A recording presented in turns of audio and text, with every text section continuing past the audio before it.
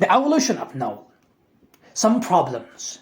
It is useful to go into the history of genesis of the English novel. There are a large number of books on the subject that provide good information about prose work in the 16th and 17th century. The idea in these books is that the prose works of the early period can be clearly linked up with the novel in the 18th century. The common point between the two seems to be prose. Then there are the stories of the discovery, exploration, and adventure, which also has laid claim to presenting this modern literary form. It is suggested that the spirit of curiosity necessitated a loose fictional form which provided enough scope to the writer to collect information as well as to question, analyze, and assess the new material. These stories enter around the wandering road, a rootless, untied person whose fascination for new and unknown places could hold immense appeal for the reader. Add to them the imaginary, totality, fictional pieces written by their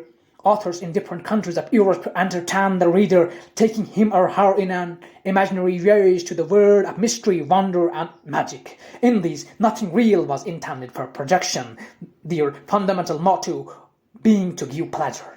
Curiosity, suspense, and storytelling were supposed to bring these writings closer to the novel. In this context, all one can say is that important as these imaginative efforts are in their respective languages and periods, they scarcely enlighten us about the emergence of the novel, and that has come in the wake of such a venture is dweller we have in mind that the common person with whom the person communicated lay in their social positioning. The former also asked for pleasure while receiving moral guidance. Natural enough,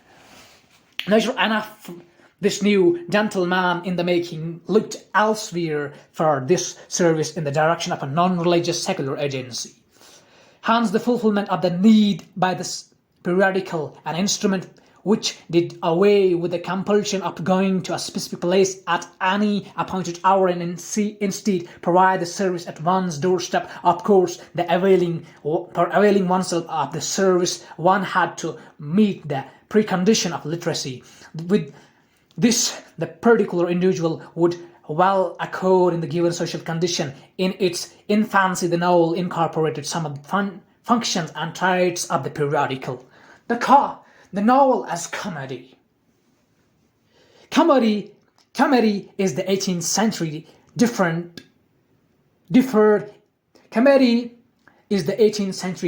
immensely from that in the 16th century. It became lighter in vein and dealt with those issues which would be easily resolved. Take the case of social manners, under whose our respective questions such as marriage and law were considered by the writer. The relationship of law became extremely important in social discourse, in which great emphasis was laid on individual choice. The man and woman together took the decision to marry and thus sought and note the pressure of family and society.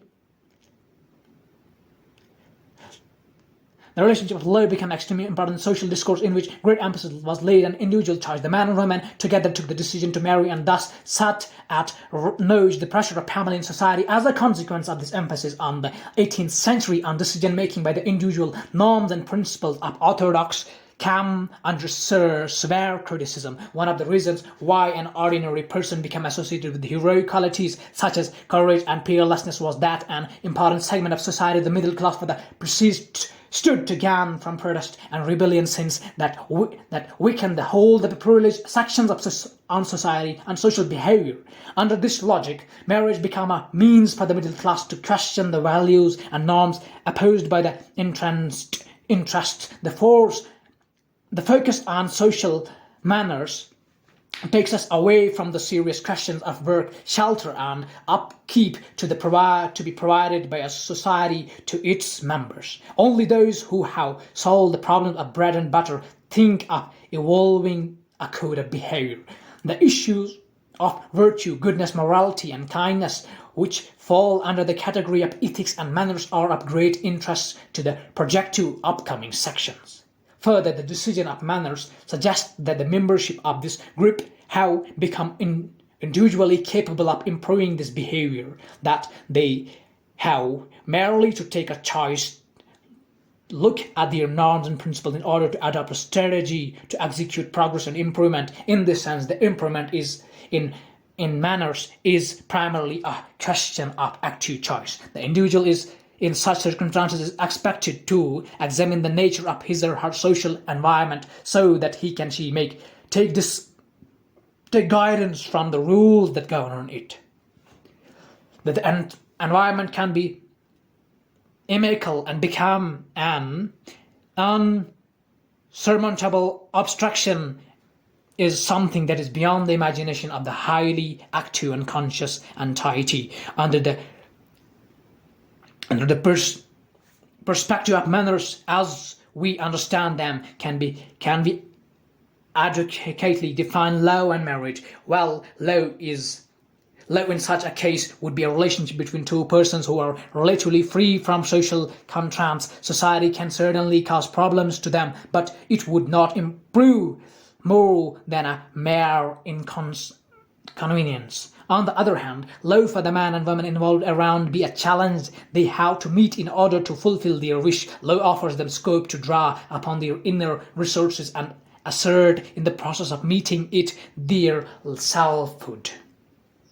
Needless to say that from such a law, the journey to marriage is a more or less smooth affair. The union between the young people, even when they are socially unequal, one of them from a poor background and the other belonging to upper social stratum, can cause raising up eyebrows and some clever scheming by a few to wrap it. But the criticism from orthodox quarters may at the same time inspire such other members in society to stand in spite of them, spite of the lower. The clash ending is in merely the ruffling of a few feathers, therefore does not lead to dangerous hostility and violence as it did in the past.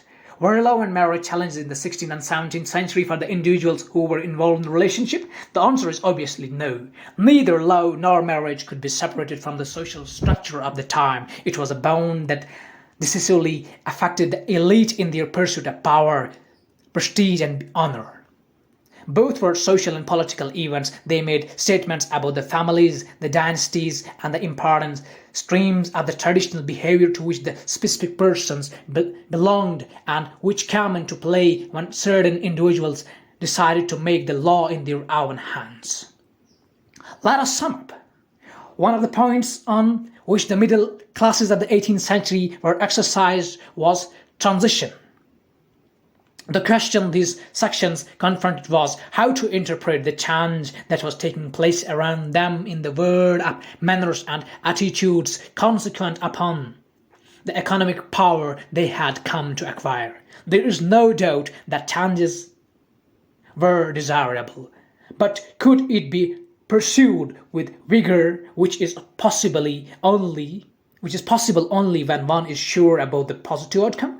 Obviously, history could not be rolled back as the entrenched interests of the landed gentry wished and whom the village person on this religious wisdom tended to serve. We come across innumerable arguments against and in spite of change in the books written in 18th century in which modern was a much criticized word. At the same time, we notice a definite shrillness in the words of those who opposed change.